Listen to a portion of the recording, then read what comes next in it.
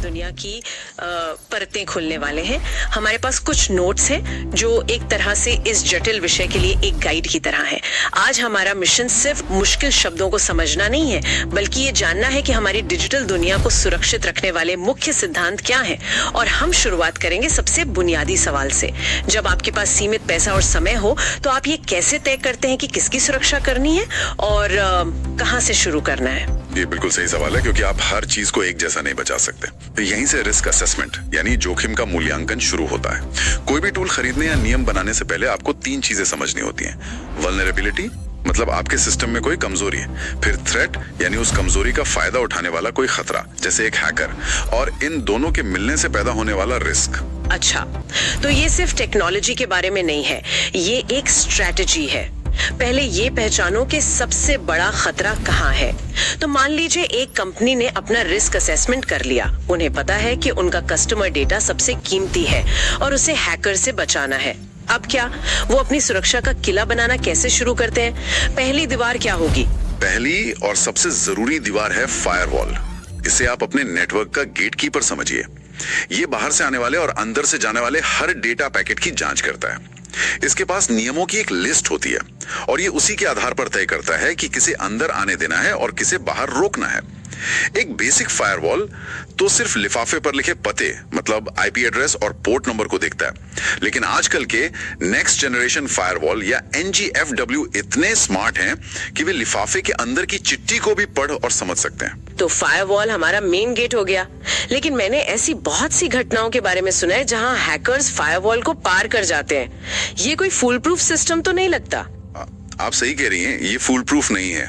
कोई भी एक अकेली चीज फुल प्रूफ नहीं होती, इसीलिए सिक्योरिटी हमेशा लेयर्स में होती है, परतों में। सोचिए, मेन गेट के बाद आप किले के अंदर भी तो सिक्योरिटी गार्ड और कैमरे लगाते हैं, है ना? हाँ बिल्कुल। बस नेटवर्क की दुनिया में यही काम IDS और IPS करते हैं। IDS और IPS ये सुनने में एक जैसे लगते हैं, इनमें क्या फर्क है? फर्क बहुत जरूरी है। IDS यानी इंट्रूजन डिटेक्शन सिस्टम आपके नेटवर्क में गश्त लगाने वाले उस गार्ड की तरह है जो सिर्फ अलार्म बजा सकता है। वो संदिग्ध गतिविधि देखकर चिल्लाएगा, सावधान कुछ गड़बड़ है, लेकिन वो कुछ करेगा नहीं। वहीं IPS यानी इंट्रूजन प्रिवेंशन सिस्टम उस गार्ड की तरह है जिसके पास एक्शन लेने का भी अधिकार है। वो न सिर्फ खतरे को पहचानता है बल्कि तुरंत उसे रोकने के लिए एक्शन भी लेता है। जैसे उस खतरनाक कनेक्शन को ब्लॉक कर देना? हाँ बिल्कुल, उसे ब्लॉक कर देगा। लेकिन रुकिए, IPS का ऑटोमेटिक रूप से ट्रैफिक ब्लॉक करना थोड़ा जोखिम भरा नहीं लगता? क्या हो अगर वो गलती से किसी असली ग्राहक को ही ब्लॉक कर दे? बहुत अच्छा सवाल है, और हाँ, ये एक बहुत बड़ा चैलेंज है जिसे फॉल्स पॉजिटिव कहते हैं। इसीलिए IPS को बहुत सावधानी से कॉन्फ़िगर किया जाता है। कंपनियां अक्सर शुरुआत में उसे सिर्फ डिटेक्शन मोड में चलाती हैं ताकि ये देख सकें कि वो किसे ब्लॉक करने की कोशिश कर रहा है, और जब उन्हें सिस्टम पर भरोसा हो जाता है तभी उसे ऑटो ब्लॉकिंग मोड में डाला जाता है।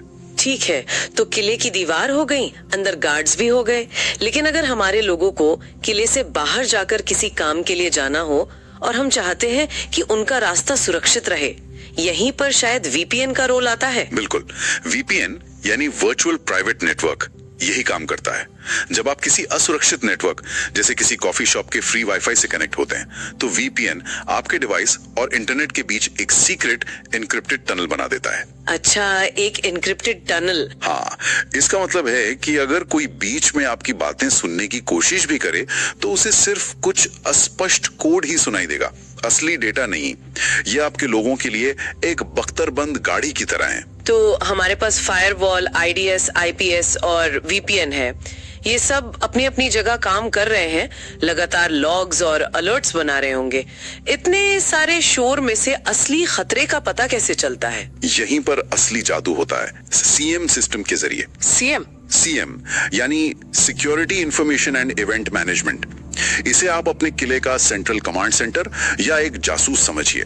ये सिर्फ लॉग इकट्ठा नहीं करता, ये आपके फायरवॉल से आई एक छोटी सी चेतावनी, आपके सर्वर पर हुए एक फेल्ड लॉगिन और आपके एंटीवायरस से मिले एक अजीब फाइल अलर्ट को एक साथ जोड़कर देखता है और फिर कहता है, रुको, ये 3 अलग अलग घटनाएं नहीं है, ये एक सोचे समझे हमले की शुरुआत हो सकती है। वाह, मतलब ये अलग अलग शोर को एक कहानी में बदल देता है। बिल्कुल। ये तो बहुत पावरफुल है।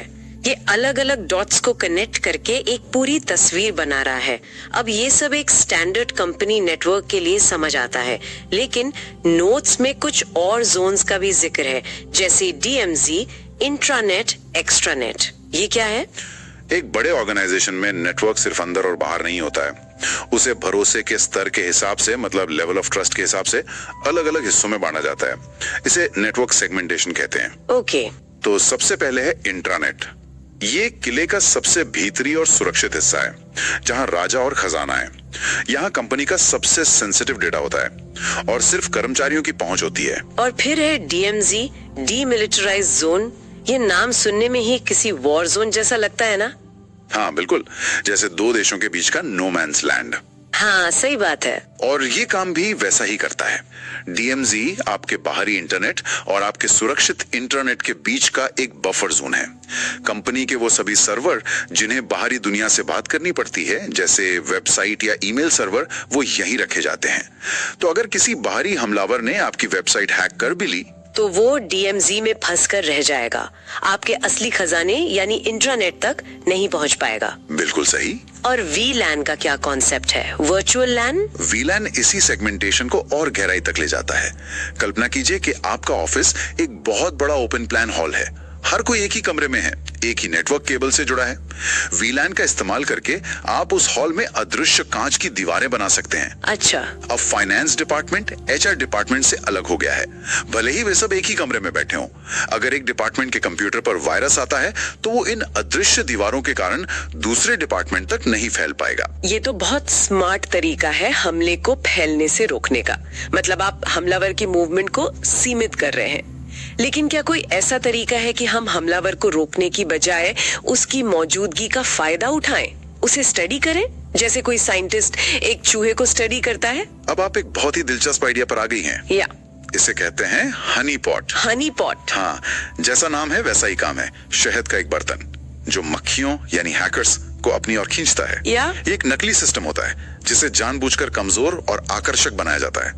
जब हैकर इसे असली समझकर इस पे हमला करता है तो वो हमारे जाल में फंस जाता है। और हम क्या करते हैं? हम चुपचाप बैठकर देखते हैं कि वो कौन से टूल्स इस्तेमाल कर रहे हैं, उसकी तकनीक क्या है और वो क्या चुराने की कोशिश कर रहे हैं। यह सिक्योरिटी को डिफेंस से बदलकर इंटेलिजेंस इकट्ठा करने का तरीका बना देता है। मतलब आप जानबूझकर हैकर्स को अपने घर में बुला रहे हैं, लेकिन एक नकली घर में।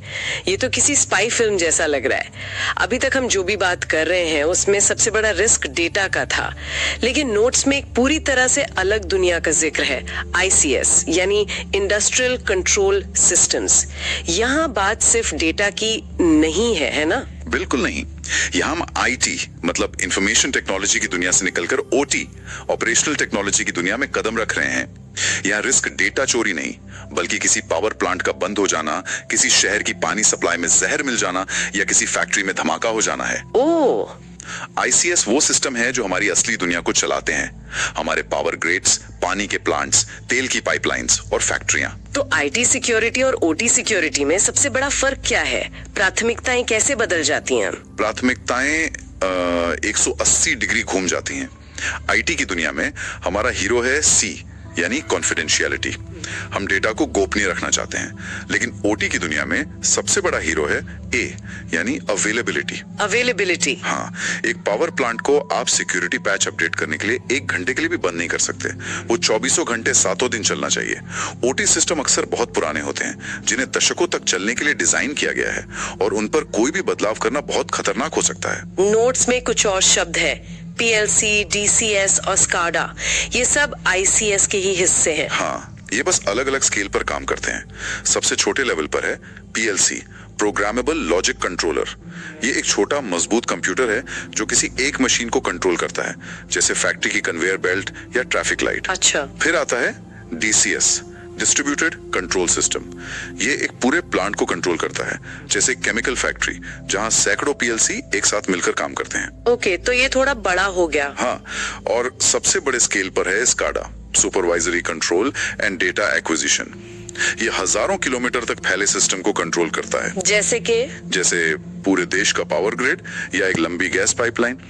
ऑपरेटर एक सेंट्रल कंट्रोल रूम में बैठकर मीलों दूर के वॉल्व और स्विच कंट्रोल कर सकते हैं। इन सिस्टम्स पर हमले का मतलब तो असल दुनिया में तबाही हो सकता है, तो इन्हें सुरक्षित कैसे किया जाता है, खासकर जब आप इन्हें बंद भी नहीं कर सकते। ये हमें वापस रिस्क मैनेजमेंट पर ले आता है। एक संगठन इन बड़े जोखिमों से कैसे निपटता है? बिल्कुल, जब रिस्क इतना बड़ा हो तो आपको बहुत सोच समझकर फैसला लेना होता है। नोट्स में रिस्क से निपटने के 4 तरीके बताए गए हैं। पहला और सबसे आम है मिटिगेशन, यानी कम करना। आप कंट्रोल लगाते हैं, जैसे ओटी नेटवर्क के लिए खास तरह के फायरवॉल। ठीक है। दूसरा है अवॉइडेंस, यानी बचना। अगर कोई प्रक्रिया बहुत ही ज्यादा जोखिम भरी है तो हो सकता है कंपनी उसे न करने का फैसला करे। तीसरा है ट्रांसफर, यानी हस्तांतरण। आप रिस्क के फाइनेंशियल असर को किसी और पर डाल देते हैं, जैसे साइबर बीमा खरीद कर। बिल्कुल। और चौथा, जो अक्सर लोगों को हैरान करता है, वो है एक्सेप्टेंस, यानी स्वीकृति। कभी कभी किसी रिस्क को कम करने का खर्चा उससे होने वाले नुकसान से भी ज्यादा होता है। ऐसी स्थिति में एक संगठन उस रिस्क को जानते बूझते स्वीकार कर लेता है। और इसी रिस्क को कम करने के लिए नोट्स में आखिर में सर्वर हार्डनिंग और पैच मैनेजमेंट जैसे शब्दों का इस्तेमाल हुआ है। ये क्या है? ये किले की रोजाना की देखभाल जैसा है क्या? आपने बिल्कुल सही पकड़ा। सर्वर हार्डनिंग का मतलब है सर्वर की अटैक सतह को कम करना। यानी आप सर्वर पर चल रही हर गैर जरूरी सर्विस, हर खुले हुए पोर्ट, हर फालतू सॉफ्टवेयर को बंद कर देते हैं। जितने कम दरवाजे खिड़कियां खुली होंगी, चोर के लिए घुसना उतना ही मुश्किल होगा। सही बात है। और पैच मैनेजमेंट तो जैसे हमारे शरीर के लिए वैक्सीनेशन है। जैसे ही कोई नई बीमारी यानी वल्नरेबिलिटी का पता चलता है, सॉफ्टवेयर कंपनियां उसका टीका यानी पैच जारी करती है। पैच मैनेजमेंट ये सुनिश्चित करने की प्रक्रिया है कि आपके सभी सिस्टम्स को समय पर ये टीके लगते रहें। तो अगर हम इस पूरी चर्चा को समेटें तो ऐसा लगता है कि नेटवर्क सिक्योरिटी किसी एक टूल या टेक्नोलॉजी के बारे में नहीं है। ये एक लगातार चलने वाली प्रक्रिया है। हमने CIA ट्रायड के मूल सिद्धांत से शुरुआत की और पावर ग्रिड को सुरक्षित करने की जटिल दुनिया तक पहुंचे हैं। इसका निचोड़ यही है कि आपको परतों में रक्षा करनी होगी और लगातार चौकन्ना रहना होगा। बिल्कुल, कोई एक जादुई गोली नहीं है। ये टेक्नोलॉजी जैसे NGFW, स्ट्रैटेजी जैसे नेटवर्क सेगमेंटेशन और रिस्क असेसमेंट और प्रोसेस जैसे पैच मैनेजमेंट का एक मिला जुला रूप है। इन नोट्स से सबसे बड़ा सबक ये मिलता है कि सिक्योरिटी कोई ऐसा प्रोडक्ट नहीं है जिसे आप खरीद कर भूल जाएं। ये एक सतत प्रक्रिया है, एक जीवन शैली है जिसमें लगातार मॉनिटरिंग और सुधार